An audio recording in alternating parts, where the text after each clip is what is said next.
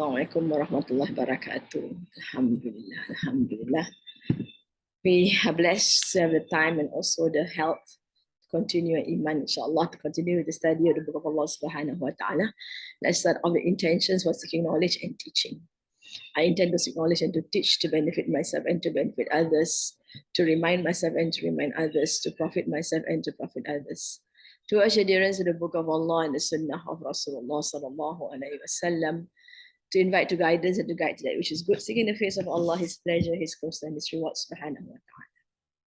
Let's continue on with the Fatiha. A'udhu billahi minash shaitanir rajim. Bismillahir rahmanir rahim. Alhamdulillahi rabbil alamin. Ar-Rahmanir Rahim. Maliki yawmiddin.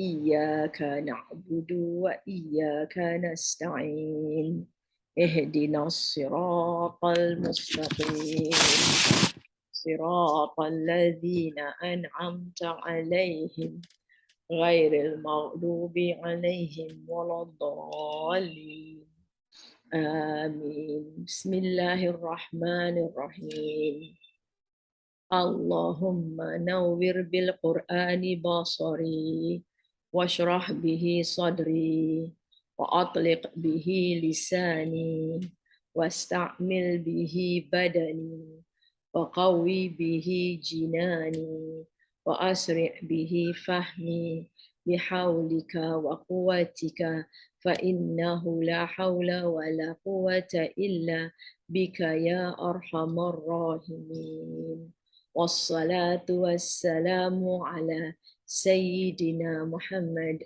وعلى آله وصحبه أجمعين بفضل سبحانك ربك رب العزة عما يصفون وسلام على المرسلين والحمد لله رب العالمين الحمد لله الحمد لله الحمد لله رب اشرح لي صدري ويسر لي أمري واحلل عقدة من لساني يفقهوا قولي.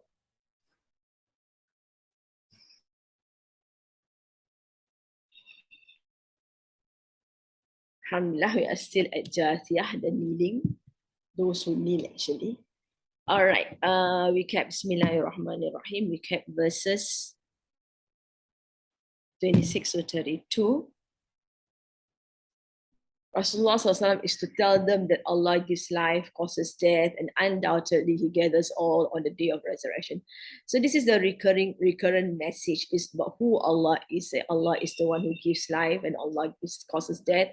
And eventually all will be gathered to Allah subhanahu wa ta'ala and will be resurrected. Most people do not know. They don't seem to have the knowledge or the understanding of that. Allah is the kingdom of the heavens and the earth, now reminding people, telling people again who Allah is. On the day when the hour occurs, the false ones shall be in lost. Right? Those who are following the falsehood, because it's either truth or falsehood. Right? Those who are following falsehood will be in a state of loss. So the hour is when the time of the trumpet will be blown, and that's the hour.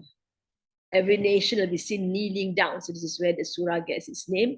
The word kneeling down, everyone will be kneeling down. It will be called to its book. That means the nation will be called to its book. Everyone has their book to look at. On that day, they will be repaid for what they did. Allah's book will speak against them with justice. In it was written what they did. Those who believe and did good, their Rabb will make them enter into His mercy, and that is the manifest achievement. As for those who disbelieved, they will be questioned on Allah's ayahs that were recited to them, but they were proud and disobedient. So Allah will question them, and the ayahs of Allah being recited to them. At that point in time, what were they? Where were they? How were they? They were proud and disobedient. When it was said, and the promise of Allah is true, and there's no doubt of the hour, they would say, we do not know of the hour. We think it's imagined and we are not at all sure. So they cast doubts on the hour that Allah, they have been told about it again and again, but again they are denying the hour that Allah subhanahu wa ta'ala has told them about. So they just say, we don't know what is the Allah. Wa bada, bada is clear. Yubdi, bada'a, this is badaya. All right. Wa is and bada, this is fi'il madi, past tense. Lahum, for them. Sayyatu. So we look at sayyat. We know it's female. We know it's plural because it's alif ta, and we know it's rafa. Right. So the sayyat is the one that is being made clear. Right. And became clear sayyat. So sayyat made clear. Right. Bada. So that's, and of course this is singular because it's Arabic structure. Although sayyat is plural, the beginning verb is always singular. Ma, what, amilu, they did. Right? Why is there an off here? Because this sayyat is there's no tanwin, so we know it is evil of what they did. So there is an off here, although the ma does not show us the off structure because the word after the off structure is normally in its jar state. In this case, we don't see the jar because the ma cannot change its state. It is fixed on that state. It doesn't, I mean, fixed on that ma, cannot be me, cannot be mu, right? It has to be ma, because otherwise the meaning will change. Amilu, they did, past tense, amal, or alif, did. Fi'il madi here. Wahaqa, this is haqa, not haq. It's a different word, hawq, actually, root word. Surrounded, and surrounded. Bihim, with them, ba, with him, them. Ma, what, kanu, they were, bihi, of it, yastahzi'un, mocking. All right, we know that yastahzi'u is supposed to be they mock, but because of the kanu here, they were, so it becomes a continuous tense, a past continuous tense. They were mocking. The of it is being inserted here, right, to highlight. It's just like lahum is inserted. Actually, it's wabada sayyat, right? The evil becomes clear, right? And evil becomes clear, but because the lahum is brought forward to emphasize, to make it clear. All right. وَبَدَا لَهُمْ سَيِّئَاتُ مَا عَمِلُوا وَحَاقَ بِهِمْ مَا كَانُوا بِهِ يَسْتَهْزِئُونَ. All right. And the evil of what they did shall become manifest to them, and that which they mock shall encompass them. All right, so Allah talks about the evil people on the day of judgment and the hour which they deny, the hour in which they say, what hour? We think it's just some kind of imagination of some people. Anyway, we're not sure of it. So this is what Allah says happens after that. Right, so you can see that Allah's approach to human beings, to think, to realize the reality of the next world is very profound here. Wabada, and it is made clear, right? It is revealed lahum, for them, especially for them. It's brought forward. Sayyatu, evil, lots of evil. They are evil, lots of evil. Sayyat, not the evil, not their evil, but evils, lots of evils. This is like nakira. It shows it is just amount, the evil done is just so much. Ma'amilu, of what they did, the evil of what they did. So they did it, it's evil, and it is on that day, in the hour, right? At the sa'ah, it will be exposed. There they will come to know that their ways of behavior, their practices and manners, and their actions and pastimes, which they regarded as very good in the world, were in fact very bad. They are very bad in their ahlaq. Yeah, they do things which are against Allah subhanahu wa ta'ala. They waste their time, right? All these are there and it shows. They had committed a basic mistake in thinking that they were not answerable to anyone, and this had rendered their whole life work fruitless and vain. Vain is useless, and the whole life work. So because they do not, the reality is that when you are not, you don't believe in the next world, you don't believe in accountability, then you would do anything and everything without thinking, right? Without any sense of accountability. That's what it is.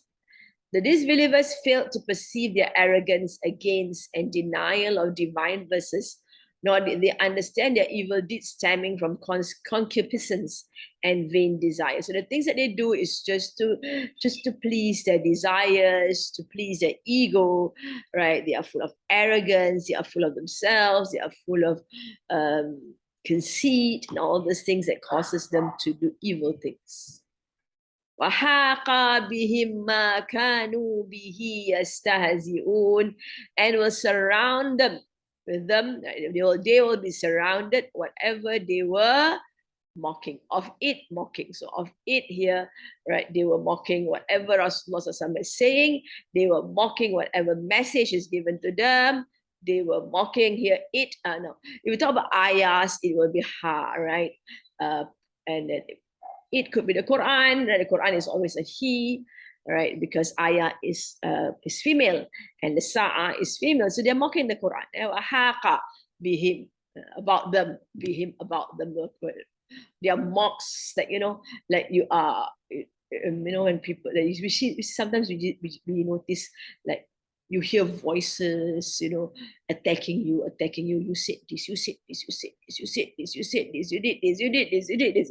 So it's just all around you. Although it's in your mind, but you feel as you feel as you cannot run away from this guilt that you have, because it's pounding into you and attacking you, and making you feel, your conscience is just, causing you to feel and make you feel awful.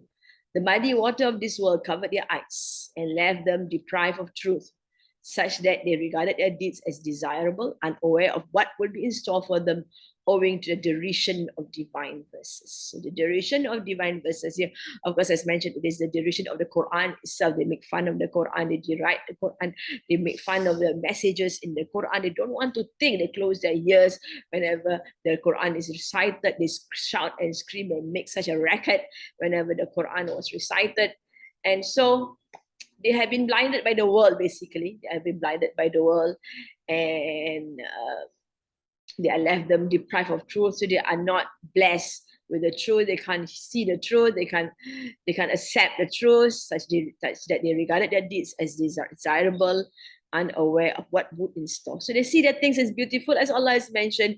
Shaitan has made their actions, they have beautified their actions, so that they go on doing what they were doing. The consequences of the intellectual and moral sins a person does in this world do not come before him immediately.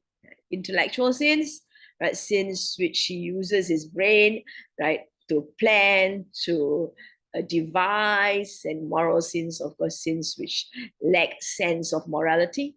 Right. Of course, people will nowadays, when we say anything against any groups of people, especially the LGBTs, they would say, why are we imposing our moral values on them? Right. So they say morality is subjective. It is what you think is right, what you think I think is right.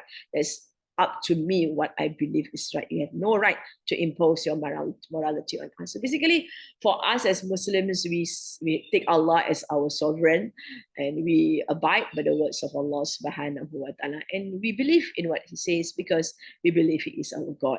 And as our God, as our creator, we believe what He tells us is right, because He knows what's good and what's bad for us. Before this, we saw how Allah subhanahu wa ta'ala put forth arguments on to prove that He is the only creator. For this reason, he becomes brave on this respite and regards his well-wishers to be fools and makes fun of them, what to speak of paying heed to their advice. So that's what he was, right? Because he doesn't believe in there is any consequence to his actions, whether intellectual or moral, and he doesn't see the effects immediately. So he becomes brave. He does whatever he wants on this respect, despite the fact that he's given time and time to change words of the Quran to reflect on. Still, he doesn't. He just boldly went against everything, and he considers those people who advise him as fools, because they waste their time doing things which doesn't seem to bear much fruits where they are concerned. Right? For example, you've got this group of Muslims who are praying, being good, you have Sayyidina Abu Bakr radiallahu anhu, his father, who was blind, and he heard about the fact that Sayyidina Abu Bakr used to ransom slaves. Bilal was one of those whom he ransomed. That means he paid for the freedom of the slaves. And most of the slaves have been tortured by their masters for being Muslims. And the father was concerned for him and asked him, you're wasting so much money. Let me feel your money. So he had to sort of, make the father happy by giving the father a bag of stones, which the father thought was lots of money inside. All right, anyway, on that day, the blindness of people will see the horrible harvest of the seeds he had sown in the previous world. So his actions are considered as sowing the seeds to harvest, but because the seeds are bad, right, the environment is bad, the harvest will be bad too. The messengers of Allah had warned him of the evil fate of the venomous seeds he had cultivated, but he paid no heed to their warnings. So there's a reality. Allah gives warnings after warnings after warnings, present scenarios for them to think, to ponder over, to decide, to come to realization that what they are doing is wrong, but they don't seem to understand that. They don't seem to see that. Why? Because they are blinded by their desires, by the world and the desires. On that day, the punishment he boldly used to make fun of will embrace him in such a manner that he will not be able to escape it in any way. Right? So because of the sins, we have the sins encircling him. Sins bring about punishment. And he used to make fun of the punishment, just like Abu Jahal, when Rasulullah talked about Zakum. Oh, have you heard of that tree that grows in the fire? What? Tree can grow in the fire, that kind of thing. And the fruits are these, and so they make fun of the punishment that were described to them. Instead of taking heed, they actually make fun. And so they will have no escape from the punishment. Waqila, and it was said. Wa and qila is passive, and it's past tense. Al-yawma nansakum. Al-yawma. This is as the day, but we saw it, if you translate it, it's better to put it as today, right? Nansakum, nansa, the na is a we. The root was nasiya, and nasiya is to forget. Nansa, we forgot, kum, you. So this is present future tense. Nansa, we forgot you. Kama, actually it's present future, I suppose we forget you. Kama is like nasitum. Nasitum is past tense, right? You forgot. And nasitum is past tense. The tum, whenever you see the tum, it's going to be a past tense, right? And the tum is the actor. You forgot. Liqa'a yaumikum. Liqa is meeting. Yaumi is day. Meeting of your day. Kum is your day. There's no the here because al-yaum is not there. Because it's not al, because it's already specific to be kum, you. Meeting of your day. We forget you just like you forgot us. And you forgot the meeting of your day. So basically, the meeting is the problem. If they remember the meeting with Allah subhanahu wa ta'ala, is always concerned for how they will be during the meeting of Allah subhanahu wa ta'ala, then they will not behave in such a manner. Hada this, meeting of your day, this. Hada this. Wa ma'wakum, and wa is and, ma'wa is abode, kum is your, and your abode, anar, the fire. Wa ma'wakumun nar. Wa qila al-yawma nansakum kama nasitum liqa'a yawmikum hadha. Wa ma'wakumun nar. Wa ma lakum, and not for you. Wa is and, ma is not. Lakum, especially for you. Min nasirin. Here is min and any. Nasirin, nasirin, a constant helper. Right? Actually, the nasirin is plural because of the ya nun, right? It's ya nun because it is in its jar state, because min is a jar, is a huruf jar. But in English, we don't say any helpers. we say any helper, because any signifies a single one. All right, but Arabic, if you are to translate it literally, is helpers here actually, because of the ya nun. And the alif tells us it's a fa'il structure, which means it is a continuous structure. وَمَا لَكُم مِّن نَاصِرِينَ.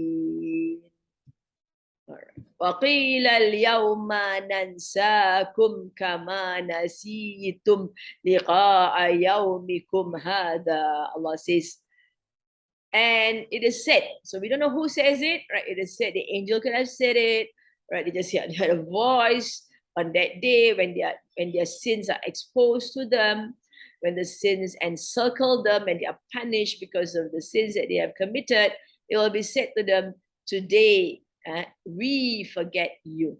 Nansakum. Of course, the we here refers to Allah's majesty, just like you forgot meeting of your day. This you forget this meeting of yours, of your day, this meeting of your day.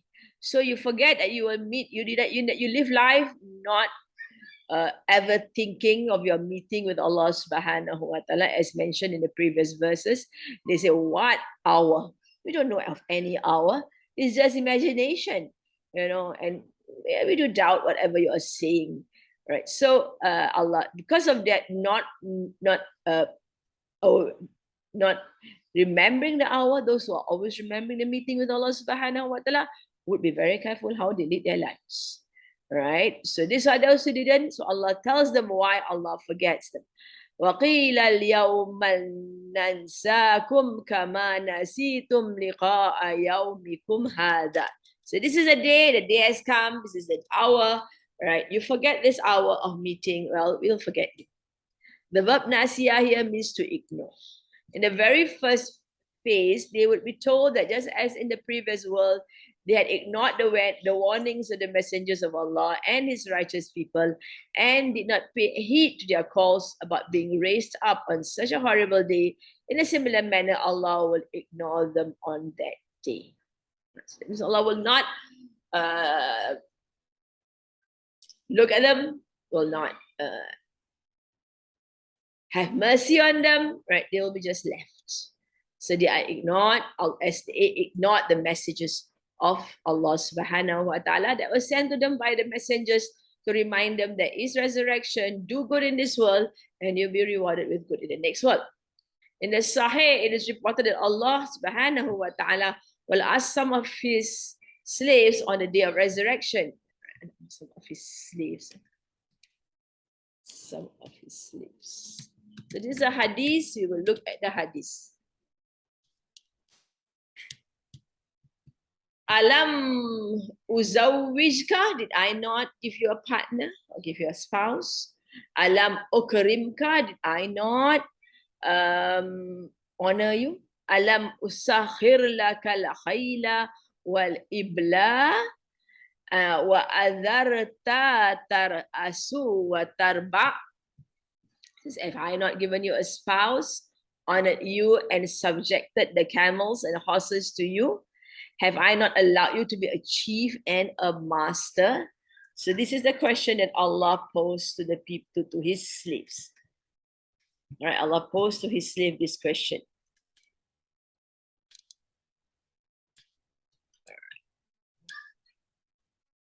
So this is a question that's posed to the slaves of Allah subhanahu wa ta'ala. Have I not given you a spouse? A spouse is companionship, right, in life, and we do have happiness and tranquility and joy with a spouse. Honored you, Allah has honored the children of Adam and allowed you to own camels and horses, and Allah has caused them to serve you in many ways. Have I not allowed you to be a chief and a master? So you are given the position, right, to be a chief and a master. فَيَقُولُ, then he will say, so he's one of the slaves of Allah, Bala, definitely. Ya Rab, O Rab. Ya Rabbi, O my Rab. The slave will say in answer, yes, my Rab. Bala, Ya Rab, O my Rab. Rabbi here is a Ya, is mine. فَيَقُولُ أَفَظَنَنْتَ أَنَّكَ مُلَاقِي. Did not you think that you will be in one who meets mulaqi? Allah will say, did you think that you would ever meet me? Right? Afa dhananta ana annaka mulaqi? Fayaqulu la. I don't think I will meet you. فيقول الله تعالى فاليوم أنساك كما نسيتني. He says, then today, I forget you as you have forgotten me. فيقول تعالى. Allah the Exalted will say, then this day I will forget you as you forgot. You did not do things right. You did not bother about being a slave of Allah, bother about doing things to seek the pleasure of Allah subhanahu wa ta'ala, then you are forgotten on that day. Wa ma'wakumun nar, and your abode, the place of awa. Actually, there is a sarcasm here, because awa means a place of ma'wa is a place of refuge. And of course, the hell is no place of refuge. Wa ma'wakumun nar. This indicates that afflicted by torment, disbelievers shall be told by the angels divinely appointed for their tormenting that the messengers of Allah reminded you of such a day, but you greeted them with derision. Now that you are desperate, you shall be recompensed by abandoning you to experience everlasting torment in the hellfire. So that's how you'll be repaid for your heedlessness, for your disregard of the words of Allah, for your disregard of honoring Allah subhanahu wa ta'ala, and also believing the prophets of Allah, the messengers of Allah. وَمَا لَكُمْ مِن نَاصِرِينَ, and not for you any helper. However much may they plead and beseech him, they will not receive any response to their imploring. None will help them, not their group of associates and comrades or their deities and all the partners they had imputed to Allah subhanahu wa ta'ala. Nothing. None. Wa ma lakum, and not ever for you. Ma is a strong negation. For you, especially any helper. Dhalikum, that as mentioned, sometimes says dhalika, sometimes there's zaliki, right? So dhalikum refers to the kum, all of you, that for all of you. Bi annakum, bi anna is because, or you can say with that, because kum is you. Ittakhadtum, we can see ittakhadtum is fi'al madi, you see the tum there, tells us straight away it's fi'al madi, you took. Ittakhadtum, you took from the word akhada, which means to see, to take. Ayatillahi, ayats of Allah. You took ayat here, right? Is in its nasab still. You see a kasra. You remember that female plurals only take two forms, either ayatu, which is a rafa, or it becomes ayati, which can be either nasab or jar. But here we know it's nasab because it's the thing that's taken. So this is taken, but Allahi is jar because this is an off structure. Right? Ittakhadtum ayatillahi huzwa, in jest. All right, here is the word jest. It's not in here, but just to keep the sentence nice, we put an in there. Actually, it's just jesting. Right? Wa gharratkumu,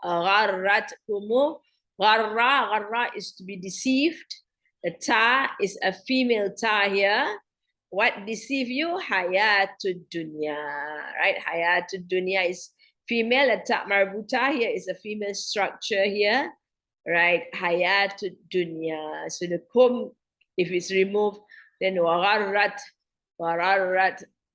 Actually, if it's warrat, you can have wararrat and then another sukun here. So the wararrat is supposed to be sukun, will become or go to a kasra state if you don't have the kum there.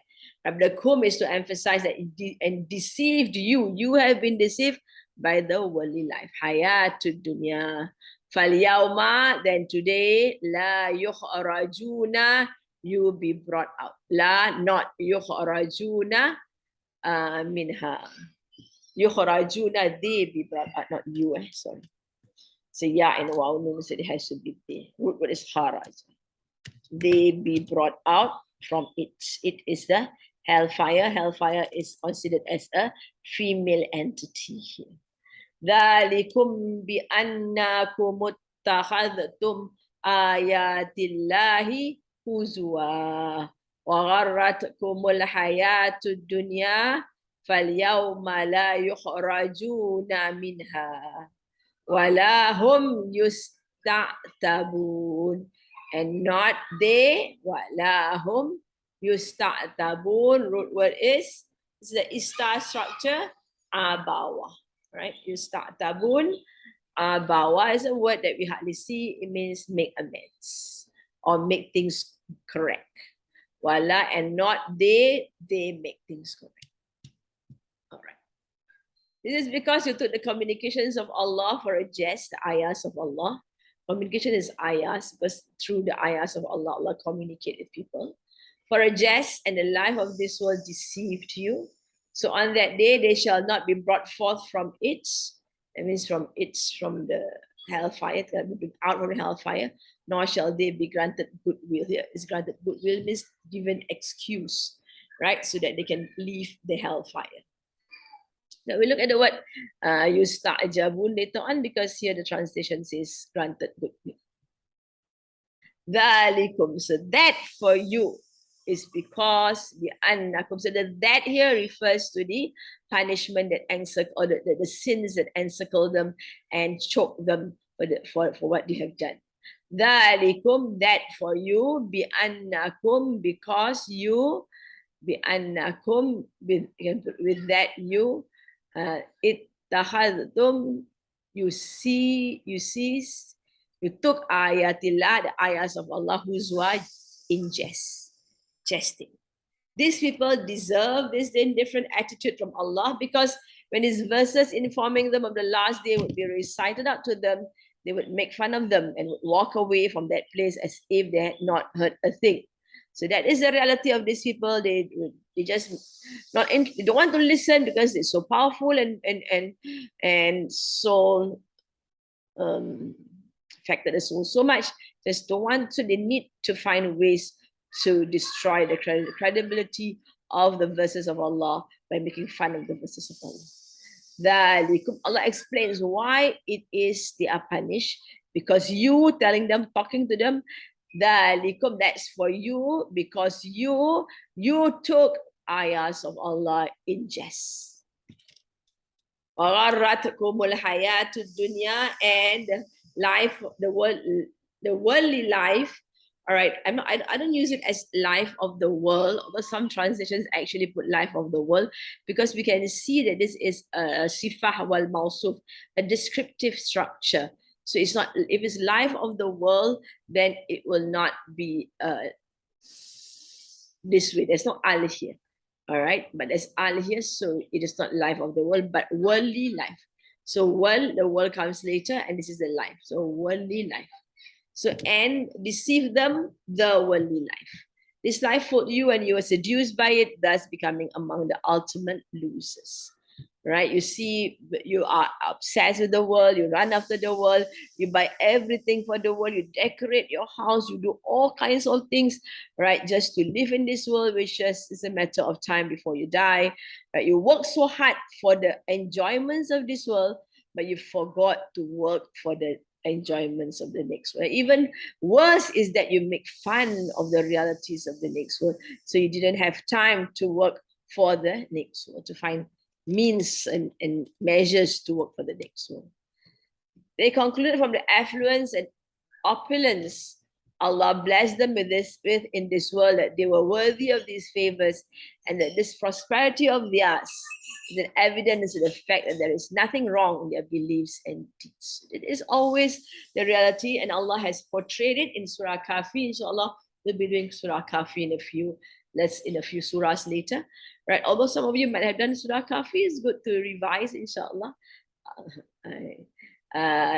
Where Allah talks about these two friends or brothers, some say brothers, right? One was very rich and there's a beautiful garden, and then he says, oh, if the hour comes, then I will be given a better place because Allah loves me. He says that as a sign of the love of Allah subhanahu wa ta'ala. Allah subhanahu wa ta'ala has highlighted and reminded us in various places that He just gives us time, respite, despite our disobedience, despite our sins, so that we will turn back to Him.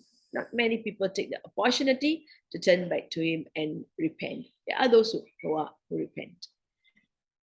All right, so they thought that by being rich, by giving lots, Allah is blessing them. Allah loves them, and so because Allah loves them, Allah gives them lots. Next world they will get better, if there is a next world anyway. All right, Allah described it as istidraj. That means to raise them higher and higher until they just forget themselves, or they fall badly. Their wealth and riches made them so arrogant that they made fun of those people who tried to direct their attention to the erroneous nature of their beliefs and deeds. People, Rasulullah tried to convince them that their way of life is wrong, right? It is wrong to give partners to Allah subhanahu wa ta'ala. These rituals that they have is very wrong. We went to Surah Al-An'am, right? They were all these beliefs that they have put forth concerning what animals to eat, what animals not to eat, whatever is all wrong, right? When people tell them that, they are not interested. So they make fun of these people, right, who try to bring them to the path. They even went as far as to inquire from these well-wishers of theirs whether these well-wishers are better off or they themselves. So they make fun of the people themselves. Who is richer now? Huh? You think Allah doesn't love you more because you are so poor? You think Allah love you, doesn't even give you anything. Allah give us so much. So arrogance comes in. They contended that when their circumstances are far better than those of their well-wishers, and why should they not believe that their beliefs and deeds were always better, and that that if there was something wrong, it was not in them but in their well-wishers. So the well-wishers here are the Muslims and the prophets and the messengers who's trying to bring them back to the path of Allah subhanahu wa ta'ala, but they are not interested because where they are concerned,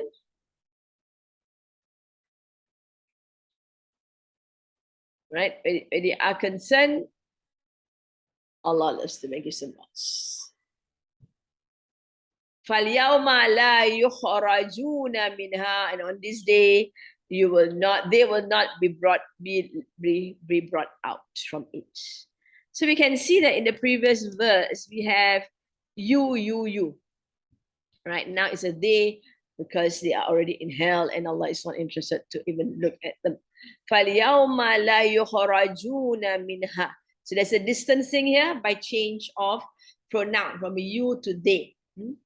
فَالْيَوْمَ, then today, no, not they be brought out from it, from the hellfire. They will be staying in the hellfire. They will not be taken out of hell. They will be left permanently in hell. وَلَا هُمْ يَسْتَعْتَبُونَ, and not for them any amends. That means they cannot come and say, oh, ya Allah, I'm so sorry, I've done wrong. Please send me back. Here it is not explained. In other parts of the Quran, Allah actually quote what they were saying, asking to be sent back, and they will correct their ways, and Allah will reject their appeals to be sent back and to give them parole, no parole. Walahum, and not for them yusta'tabun, any amendments. They will not be allowed to seek repentance from their Rabb and win his favor. Every door to any hope will be closed upon them. No apologies shall be sought from them, but they will be punished without limit or delay. Just as a group of the believers will enter paradise without limit or delay. So that is a state. Allah here is being very, very merciful to explain to people, to make them understand the reality of their lives and the reality of the meeting with him, so that they would turn back to him and live life for him. فَالْيَوْمَ لَا يُخْرَجُونَ مِنْهَا وَلَا هُمْ يُسْتَعْتَبُونَ. Those who deride divine verses shall not find the path of deliverance, nor shall their excuses be justified. The blessed verse warns believers that these believers that this is the recompense for your deriding divine verses springing from the fountain of truth and ignoring the words of the prophets. This is really, Allah here is so good to them, to remind them, to bring them through understanding of the reality of the nature of their lives, and that He is their God and they should be turning to Him, but they are just not interested. Not only are they not interested, they make fun. It's even worse. And those who make fun, we have during the Prophet's time, there are groups of people uh, who disbelieve, but they didn't make fun. There are those who didn't make fun. They kept quiet about it. They disbelieve most sometimes for reasons of loyalty to forefathers and things like that, or fear of being punished by their masters. And those who really made fun of the books of Allah, they never come back. They never repent. And those who just kept quiet are those who eventually became Muslims, because we had their constraints for not being believers. And people like Abu Jahl, these are the mockers. Abu Jahl, we've got Walid al-Mughira, we have Abu Sufyan, we've got Abu Lahab. Abu Lahab, right? It is mentioned. Some of the scholars actually says, you see, Abu Lahab can easily show people that what the Prophet said is not true, because the Quran says the Surah Al-Lahab that he would be in hell and his wife would be carrying will have the masad on her neck, thorns, right, and will be carrying firewood to burn him. He could have easily said, "Oh, I believe in Allah and I become a Muslim, and this is not true for me. It's not going to happen. I'm going to heaven." But he didn't, right? Arrogance and, of course, making fun of the Prophet. He was really bad because he was the uncle of the Prophet. Abu Lahab, the uncle of the Prophet in the Arab community. No matter what, you always are good to your family members, tribal ways of doing things. Allured by mundane life, you forgot your origin and resurrection. Like, as you failed to leave aside your disbelief, we shall not leave the hell. You may not embark on any desirable act, as it is too late, and today is a day of recompense. Right? You cannot go back because you have been given the chance. Allah has allowed you to go through the various verses. You have been recited to you, and you didn't want to listen. You make fun of the hour, and now you want to go. You at this point, you will not be given any opportunity to make any amends for your bad actions. When the disbelievers will be condemned to punishment, they will protest against it and plead for mercy and another chance. But they will be clearly told, about all the efforts that Allah subhanahu wa ta'ala made mercifully through his messengers. He sent messengers after messengers, as we know. He sent around 124,000 prophets, right, to inform people of Allah subhanahu wa ta'ala, of the next world. He has sent to every nation, as he mentioned, every nation has their prophets to inform them, because he wants them to think and be live life being a slave of Allah. Because when they be slaves of Allah, then they will attain salvation. There's a mercy of Allah subhanahu wa ta'ala, but they didn't care. They have no regard whatsoever of the words of Allah. They annoyed the prophets and made fun of the words of Allah. They will also be told about their response to and mockery at Allah's and His messengers' merciful attempts to show them the right way. They will be bluntly informed that they will be thrown in the fire and forgotten. They will not have any opportunity to appease Allah subhanahu wa ta'ala that day. The time to do that is now. And it is a great mercy of Allah subhanahu wa ta'ala that they are being informed of this fact so that they can adopt the right attitude and attain salvation. All right, let's recite and recall. فَأَمَّا الَّذِينَ آمَنُوا وَعَمِلُوا الصَّالِحَاتِ فيدخلهم ربهم في رحمته ذلك هو الفوز المبين وأما الذين كفروا أفلم تكن آياتي تتلى عليكم فاستكبرتم وكنتم قوما مجرمين وإذا قيل إن وعد الله حق والساعة لا ريب فيها قلتم ما ندري ما الساعة إن نظن إلا ظنا وما نحن بمستيقنين وبدا لهم سيئات ما عملوا وحاق بهم ما كانوا به يستهزئون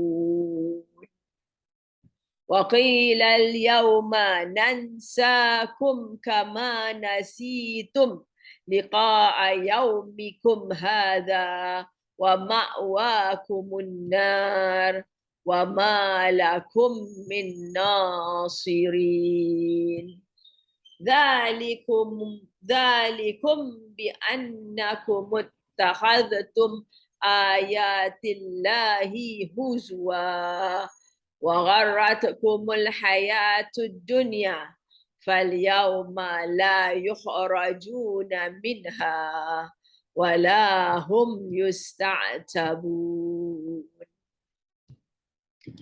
Right, almost finishing there. Falillahi, then for Allah or belongs to Allah. Lillahi. Falillahi, lam is sort of jar here. So Allah is in its jar state. Alhamdu. So falillahi, the praise. We know hamd is not only praise but thanks. The praise and thanks. Rabbis samawati. Rabb is Rabbi because we continue on with the lillah. Here is jar because of the li. So here also jar. And this one is jar also because of the off structure. Rabbis samawati, Rabb of the skies. Wa Rabbil ardi, again jar because of the li here. Wa Rabbil ardi, and Rabb of the earth.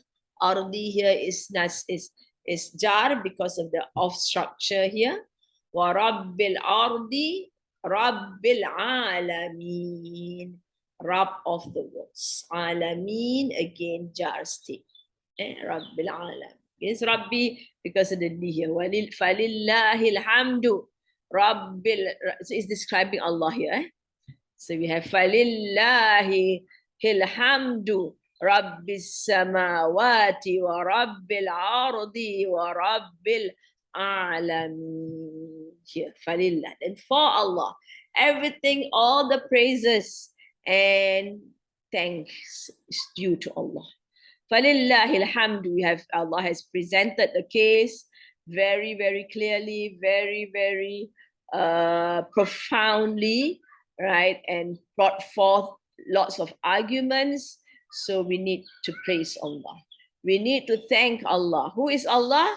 Then Allah described himself. Rabbis samawat, he is the Rabb of the skies. Rabbil ard, he is the Rabb of the earth. Rabbil alameen, and he is Rabb of the worlds. Right, skies, right? Again, we see that the skies involved when we talk about samawat. There's 7 skies there. So this is an unseen part. He nurtures, he gives, he administers, he creates. So this is another word, Rabb. And Rabb, we saw in our poem some time ago the meanings of the word Rabb. Falillahi alhamdu rabbis samawat wa rabbil ard. Everything belongs to him. Right? All the praise and praise and thanks belongs to Allah. Who is Allah? Allah is the Rabb of the skies. Allah is the Rabb of the earth, and also Rabb of all the alameens. Alameens mean lots and lots of the world which you can learn from. Alam, animal world, the insect world, the plant world, the jinn world, the human world. All he is the Rabb. He is a sustainer. So you need to praise him and thank him. The praising voice declares Allah's mastership over the universe. Earth and heavens, mankind and jinn, birds and bees, as well as everyone and everything. So first he specified Rabb of the skies. Then he goes on to say Rabb of the earth. Then he goes on to say Rabb of the world. So the world covers the skies and the earth, everything.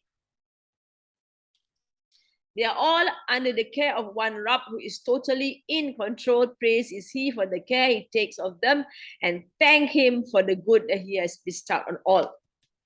When all facts are evident, then it is only Allah who should be the fountainhead of all praise and gratitude from his creatures. When you are clear, you realize, you are aware that Allah is the God, then definitely he is the one that to whom belongs all praise and gratitude from his creatures. All his creatures should be praising Allah and be grateful to Allah subhanahu wa ta'ala. He is the Rabb of the heavens, Rabb of the earth, and Rabb of all the creatures of the universe. Thus, there is no way anyone can consider a creature as a partner to Allah subhanahu wa ta'ala. This is what it is. It reminds us there's only one God, and he sustains all. None can be a partner to him. None. Everything else is a creation of Allah subhanahu wa ta'ala. When be it an angel that they take as their God, the angel cannot have the same partnership with Allah subhanahu wa ta'ala because they are not Rabb. So that is why the Quran here puts Falillahi Allah. The Arabs know who is Allah. Right? They know Allah as the God, who as the creator. But they are not, they don't want to take Allah as their Rabb. Their Rabb would be all the angels that they have named, right, in their female names, because the angels are supposedly daughters of God. So this is the main wrong that they have done against Allah subhanahu wa ta'ala. To give him partners, because that is an insult to Allah subhanahu wa ta'ala. He does not need partners, does not need children. Because he is all al-ghani. All of the creatures, be they in the heavens, earth, of the many worlds, should realize that all praise and thanks be to Allah. So as mentioned, heavens and earth are specific. Then we've got of the many worlds should realize that all praise and thanks be to Allah. And gratitude is to him. Walahu, and for him, al-kibriya'u, the majesty. Kibriya'u, the majesty, fis samawat, in the skies. All right, wal ard, and you see the word kibriya from the word kabir, right? But it is extended, is hyperbolized, right? Translations say majesty. We'll see other translation, right? Walahu, and for him especially. Al-kibriya'u fis samawati wal ard, in the skies and the earth. Wa huwa al-azizul hakim, and he is the mighty Aziz, Hakim, the wise. Walahul kibriya'u fis samawati wal ardi wa huwa al-azizul hakim. All right. So then for him, it belongs to him the greatness, right? The grandeur, the majesty in the skies and the earth. The kingship according to Mujahid. So Kibriya is mentioned as the kingship according to Mujahid. This ayah means Allah is the almighty, mighty, worthy of all praise. Everything and everyone is subservient and in complete need of and dependent upon him. In an authentic hadith, Rasulullah SAW said, Yaqulullahu ta'ala, Allah ta'ala says, Al-azamatu izari. Greatness is my clothing. Wal kibriya'u ridai. And majesty is my rida. Faman naza anni wahidam minhuma askantuhu nari. And whoever faman naza takes it from me, any one of this, then from both, they will stay in the hellfire. Allah exalted say, glory is my robe. So izar is the robe. And pride is my garment. Kibriya is pride is kibriya. Rida is garment. Whoever rivals me for either of them, I will make him reside in my fire. So you do not give glory to anyone. You should not have pride, because that belongs to Allah. Muslim collected a similar hadith. The final verse is a necessary consequence of what is stated above. Right? So this is the final statement made by Allah subhanahu wa ta'ala. It summarizes, right, the reality of who Allah is after bringing people to heaven, although not much is mentioned about heaven, but more of hellfire is mentioned. Right? That is the reality, that if you don't obey, you don't take him strictly, seriously as your God, then you are bound to be punished. When Allah is the Rabb of the universe, then in the presence of the real master and the king, none can be regarded as sovereign and exalted. So they have given exaltation, they have given sovereignty to their gods, not only their gods, as mentioned before also, the Jews and the Christians, right? Their gods are their rabbis, because they are inclined to what the rabbis say, rabbis and the priests, rahib and all these things. So they give them the sovereignty to make rulings, so that's only for Allah. In this situation, he alone has a right to all sovereignty. Everyone must submit and resign themselves to him.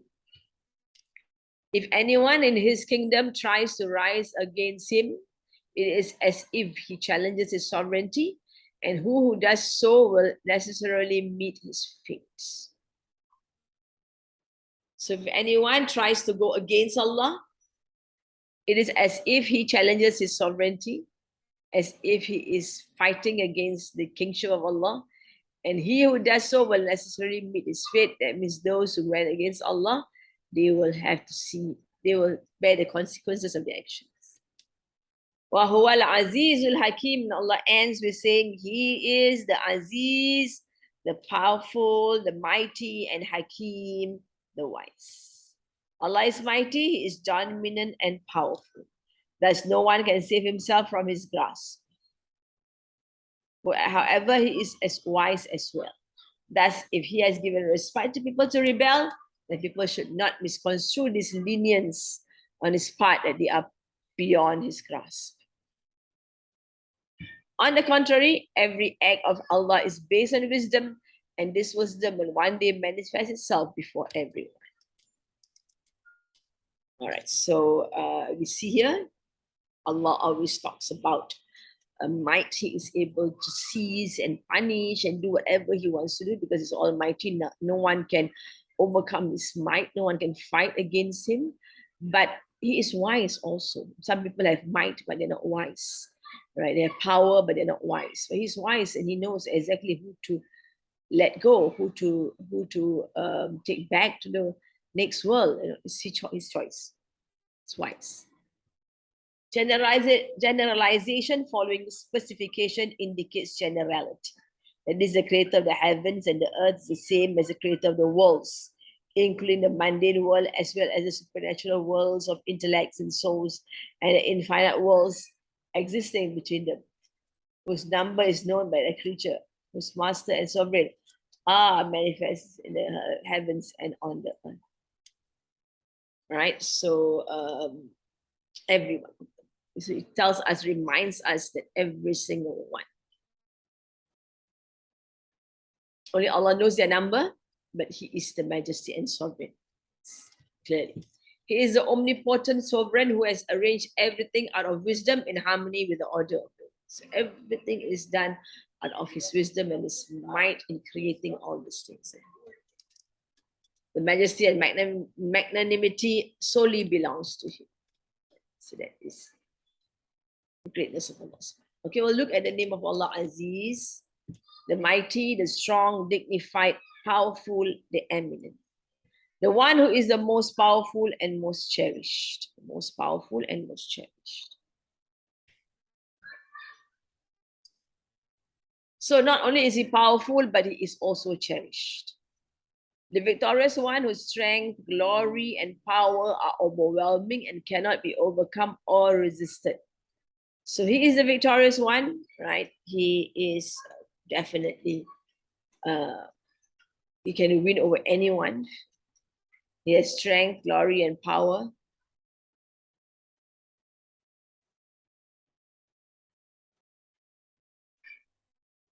The victorious ones whose strength, glory, and power are overwhelming. So no one can overcome it. His strength, glory, and power.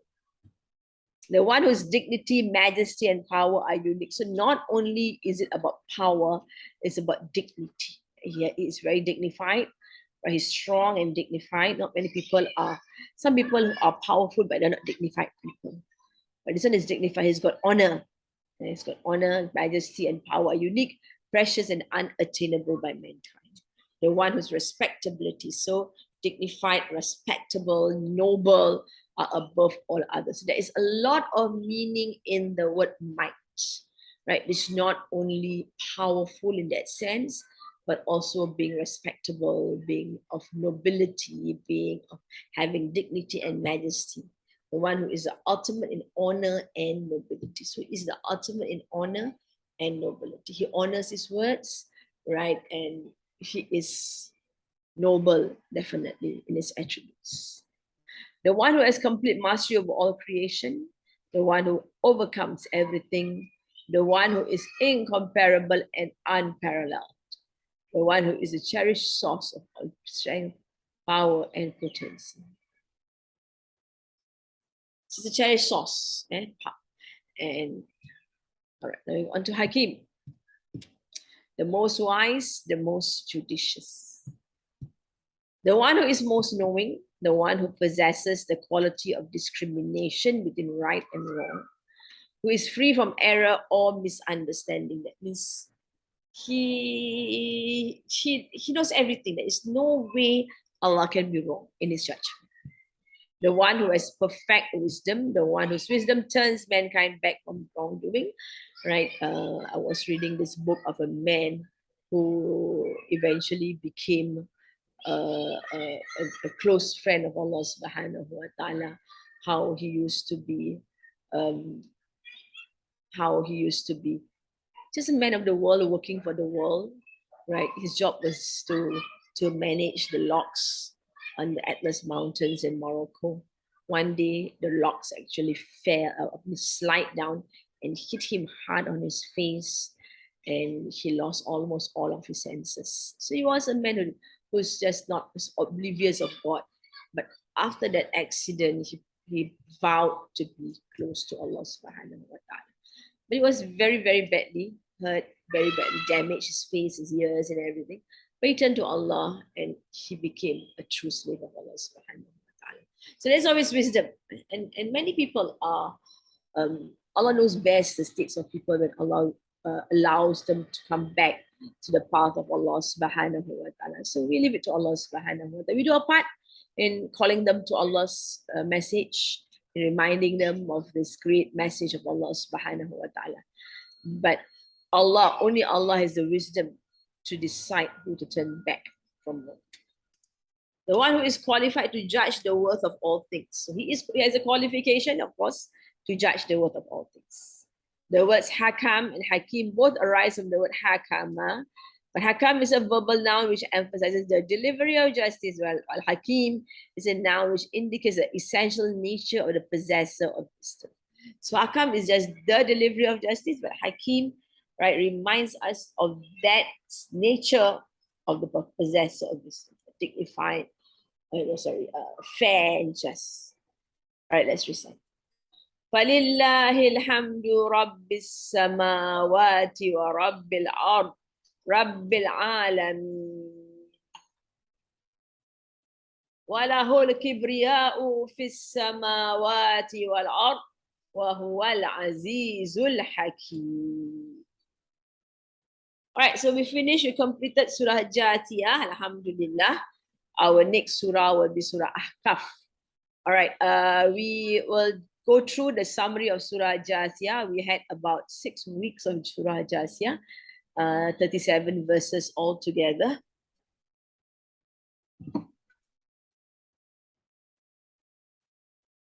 Verse 1 to 6. This Quran has been revealed by Allah in a thorough and elaborate manner. Allah has explained, further explained, and presented in various manners, thorough and elaborate. So Allah starts the surah to explain what is Hamim. Hamim, yes. The arguments to substantiate the belief of monotheism, it is calling people to, and the day of reward and punishment, it is threatening people who are present in every nook and corner of the heavens and earth. All right, so Allah brings forth the arguments to explain people, to explain to people, to make it clear that there is only one God.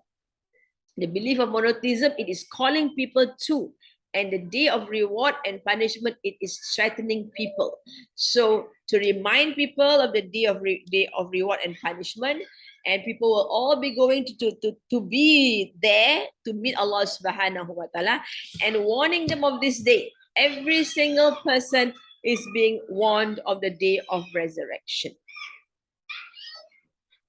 And we in our Fatiha, we are aware, right? As we read through our Fatiha, we realize that Allah subhanahu wa ta'ala is Ar-Rahman Ar-Rahim, and He is the King of the Day of Judgment, Maliki Yawmiddin.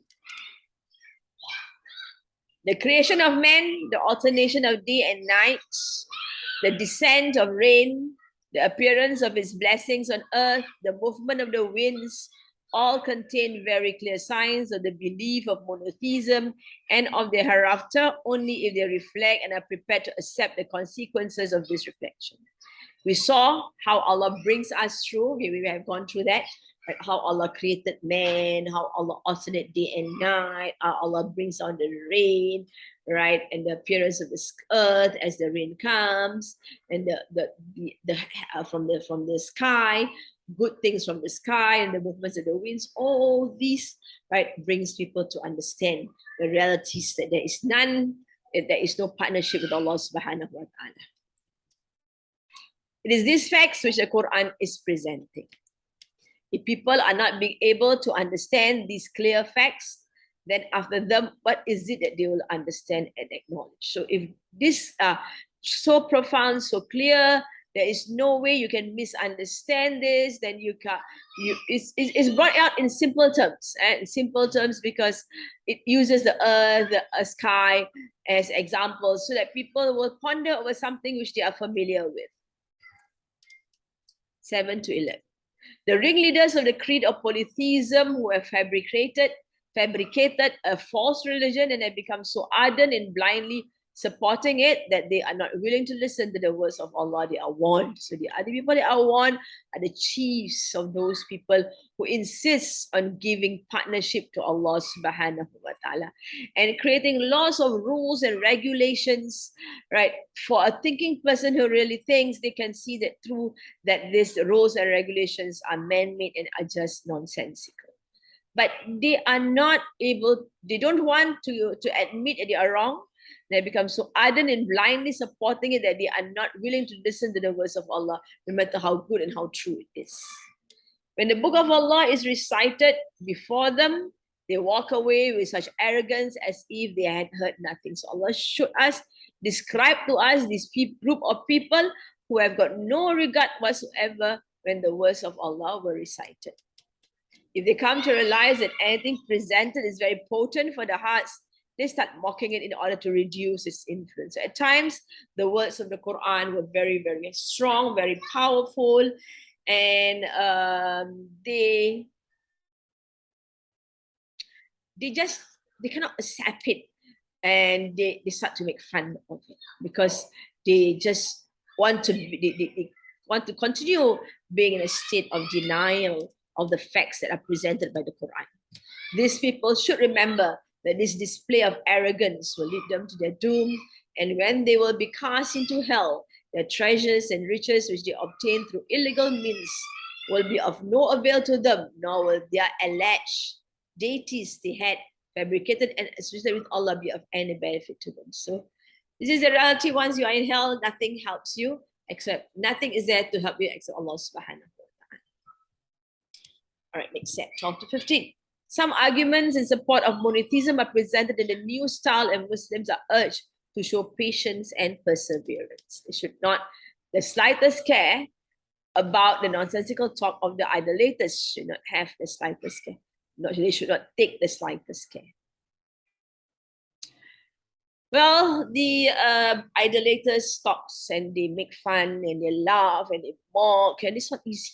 It's not easy, especially people like Rasulullah, who's been a very, very, very, very honest person, very truthful person.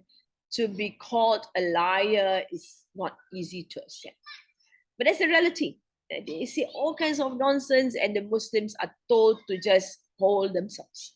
Do not retaliate. On the contrary, they should remain steadfast on their stance. If these adversaries do not listen to him, they will only harm their own selves. No harm will come to the believers. Allah reminds people, let them be. If they don't want, you just do your part. If they don't want to listen, then and if they make fun of what you are believing in, and deride you for not living full life, right? Wasting your time where they are concerned, helping the poor who should not be helped, who are just lazy bums and things like that, right? Then this, just let them be. We just move on, being believers and true to ourselves, true to Allah subhanahu wa ta'ala. All right. Sorrow is expressed on the Israelites. They were blessed with political authority, prophethood, abundant resources of sustenance, as well as the leadership of other nations. Allah talk about the Israelites very sadly, recollecting what they have been given from Allah subhanahu wa ta'ala. Right? They are given a book of the book of Allah. They are given lots of favors, prophethood, abundant resources of sustenance, as well as leadership of other nations. However, they never fulfilled their obligations towards these favors. In fact, they created differences in the religion of Allah because of mutual jealousy and animosity. So that's what they did, right? They just go on having differences among themselves because of their jealousies and animosities. Basically, that we've got lots of prophets coming around, right? From Nabi Musa all the way to Nabi Isa alayhi salam, those Israelite prophets, and they have been encouraging people to do good. But somehow, although the religion of truth is presented to them, they see the truth, but they don't want to take it up, and they make up stories. So here is of course their jealousy and animosity towards Rasulullah. Being Arab, they were very hopeful that the last prophet would be a Jew. That is why they were all in Medina, because they knew that the last prophet will be in Medina. But he did go to Medina, but he was born in Mecca. But they were not happy, so they don't want to accept it. Muslims are directed that the Almighty has taken back the Sharia. He had trusted to the Jews, and handed it over to them. Of course, in the first place, it is to Rasulullah SAW. The way the Sharia of Allah subhanahu wa ta'ala is given to the Muslims through Rasulullah SAW. They should guard themselves from going astray like the Jews. The Muslims should guard themselves and strongly adhere to the religion of Allah. So it is important, the Muslims are advised to strongly hold on to the religion of Allah subhanahu wa ta'ala. They should not be overawed at this time by the alliance of the Jews and the idolaters. So as mentioned, this is towards the 11th year of the Prophet's mission in Mecca. And by now, the news have reached Medina of this prophet, and the Jews are aware of the prophet of him. And when the people of Mecca usually are passed by Medina in their travels, and the Jews would actually try to find more news about this new prophet, and the Arabs in turn would actually consult the Jews on how to tackle this problem they have in their country.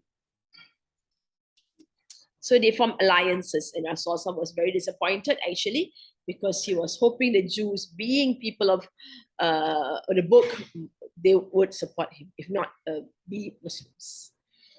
The help of Allah will nevertheless remain with those who fear him. So Allah will always help those who have awe and fear of him. 21:37. Some objections raised by the rejectors of the hereafter are dispelled. State of affairs in the day of the deniers of hereafter is depicted. At the end, the subject of monotheism is once again taken up. All right, so that was, this 21 was a lot of verses. You can see a very short commentary given here by the Mufassirin, but we saw, right, how Allah presented the heavens, how Allah bring again back the knowledge, the reality of the heavens and the earth, that it belongs to Allah subhanahu wa ta'ala. And also that Allah has the power to do everything.